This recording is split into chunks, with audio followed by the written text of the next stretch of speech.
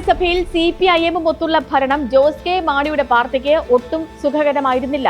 കോട്ടയം നഗരസഭയിൽ പാർട്ടിയുടെ കരുത്ത് പൂർണ്ണമായും തെളിയിക്കാനും കഴിഞ്ഞില്ല. കോൺഗ്രസിനൊപ്പം നിൽക്കുമ്പോഴേ ജയിക്കാൻ കഴിയൂ എന്ന പഴംപുരാണം തിരുത്തിയില്ലെങ്കിൽ കാര്യങ്ങൾ ആകെ കുഴഞ്ഞു മറിയും.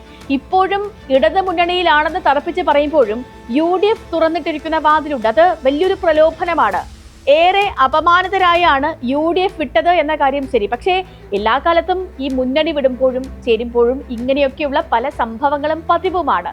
ഇടത് മുന്നണിയിൽ ഇപ്പോഴത്തെ ശക്തിക്കൊത്തതൊക്കെ കിട്ടിയിട്ടുണ്ട് എന്ന കാര്യം സത്യം. പക്ഷേ ലോക്സഭയിൽ ശൂന്യമായി പോയി. കൂടുതൽ ആവശ്യങ്ങളുണ്ട്. അത് നേടണമെങ്കിൽ കരുത്തു തെളിയിക്കണം.